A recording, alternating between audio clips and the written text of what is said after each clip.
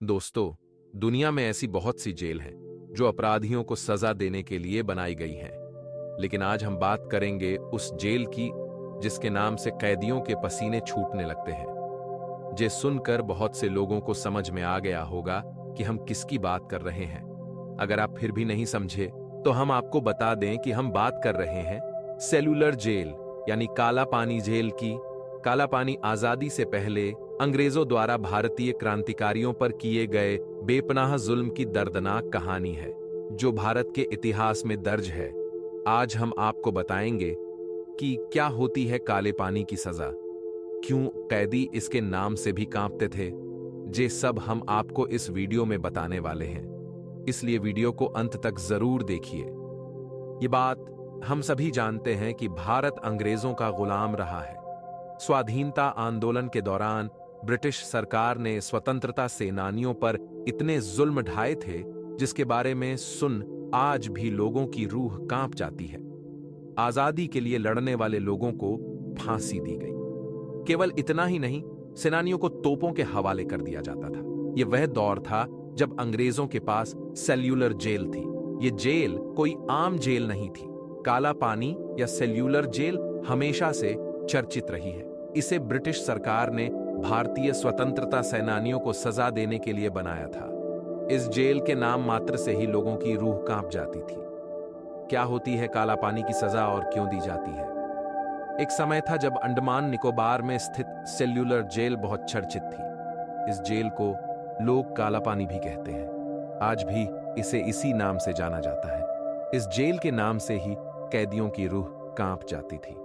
इस जेल को अंग्रेजों ने बनवाया था, जो कि अंडमान निकोबार द्वीप की राजधानी पोर्ट ब्लेयर में स्थित है। 1942 में जापान ने अंडमान द्वीप पर कब्जा कर अंग्रेजों को खदेड़ दिया था। हालांकि 1945 में दूसरा विश्व युद्ध खत्म होने पर यह फिर से अंग्रेजों के कब्जे में आ गया था। इस जेल को अंग्रेजों ने भारतीय स्वतंत्रता संग्राम के सेनानियों को कैद रखने के लिए बनवाया था। काला पानी का भाव सांस्कृतिक शब्द काल से बना माना जाता है, जिसका अर्थ समय या मृत्यु होता है। यानी काला पानी शब्द का अर्थ मृत्यु के उस स्थान से है जहां से कोई भी वापस नहीं आता है। अंग्रेजों के जमाने में काला पानी की सजा दी जाती थी। यह सजा मौत से भी बदतर मानी जाती थी, क्योंकि इसमें व्यक्ति को जिंदा रहते हुए वो कष्ट सहने पड़ते थे जो मौत से भी ज्यादा दर्दनाक होते थे और तड़पते हुए मौत होती थी। सेल्यूलर जेल अंडमान के पोर्ट ब्लेयर में स्थित है। इस जेल को बनाने में करीब 10 साल लग गए थे। इस जेल की 7 ब्रांच थीं, जिसके बीच में एक टावर बना हुआ था। यह टावर इसलिए बनाया गया था ताकि कैदियों पर आसानी से नजर रखी जा सके। संभावित खतरे को भांपने के लिए इस टावर के ऊपर एक घंटा भी था। सेल्यूलर जेल की नींव 1897 ईस्वी में रखी गई थी और 1906 में यह बनकर तैयार हो गई थी। इस जेल में कुल 698 कोठरियां बनी थीं और प्रत्येक कोठरी 15x8 फीट की थी। इन कोठरियों में 3 मीटर की ऊंचाई पर रोशनदान बनाए गए थे ताकि कोई भी कैदी दूसरे कैदी से बात न कर सके। सेल्यूलर जेल का निर्माण कार्य 1896 में शुरू हुआ था, जिसके बाद इस जेल के बनने का काम 1906 में पूरा हुआ था। इस जेल का निर्माण ब्रिटिश सरकार ने करवाया था। इस जेल में ब्रिटिश सरकार भारत के स्वतंत्रता सेनानियों को रखती थी। इस जेल की निर्माण लागत लगभग 5,17,000 थी। सेल्यूलर जेल को काला पानी के नाम से भी जाना जाता है। यह जेल एक औपनिवेशिक जेल है जो अंडमान और निकोबार द्वीप समूह के पोर्ट ब्लेयर में स्थित है। जेल को 1896 के विद्रोह के बाद 1906 और 1857 के बीच राजनीतिक कैदियों को पकड़ने और समाज से अलग करने के लिए बनाया गया था। इस सजा के अंतर्गत अंग्रेजी सरकार का विरोध करने वाले स्वतंत्रता सेनानियों को उम्र भर के लिए काले पानी की सजा दे दी जाती थी, ताकि उनके विरोध के कारण जो प्रभाव जनता पर पड़ा है वह पूर्णतः समाप्त हो सके और आगे से कोई भी व्यक्ति सरकार का विरोध करने की कोशिश न करे। काला पानी एक ऐसा कैदखाना था जिसके दरो दीवार का भी वजूद नहीं था। अगर 4 दीवारी की बात की जाए तो समुद्री किनारा था और परिसर की बात की जाए तो उफान मारता हुआ अदम्य समुद्र था। कैदी कैद होने के बावजूद आजाद थे, लेकिन फरार होने के सारे रास्ते बंद थे और हवाएं झरीली थीं। जब कैदियों का पहला जत्था वहां पहुंचा तो स्वागत के लिए सिर्फ पत्थरीली और बेजान जमीन, घने और बड़े पेड़ों वाले ऐसे जंगल थे जिनसे सूरज की किरणें छन कर भी धरती के गले नहीं लग सकती थीं। खुला नीला आसमान, प्रतिकूल और विषैली जलवायु, गंभीर जल संकट और शत्रुतापूर्ण जनजातियां।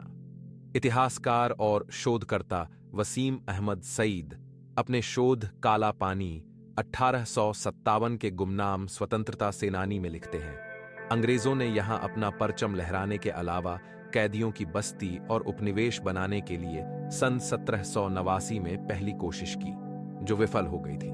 बाद में सन 1857 का हंगामा बरपा तो फांसियों, गोलियों और तोप से क्रांतिकारियों की जानें ली गई।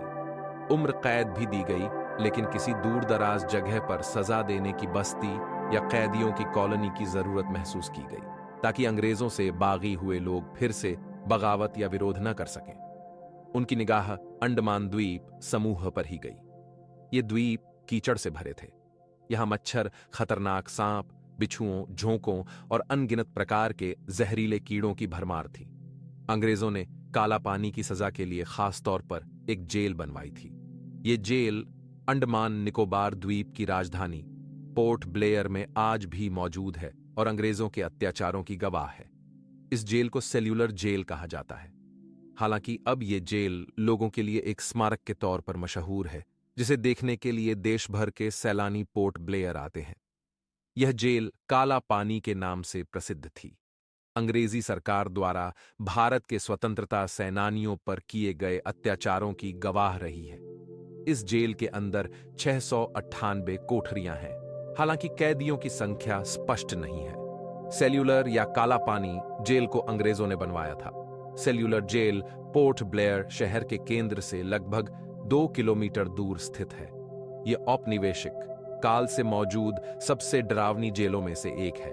सेल्यूलर जेल को काला पानी कहा जाता था क्योंकि जेल के चारों तरफ समुद्र था और इसलिए कोई भी कैदी यहां से बच के जाने की उम्मीद नहीं कर सकता था। सेल्यूलर जेल का उपयोग विशेष रूप से अंग्रेजों द्वारा भारतीय स्वतंत्रता के संघर्ष के दौरान दूरस्थ द्वीप समूह में राजनीतिक कैदियों को निर्वासित करने के लिए किया गया था।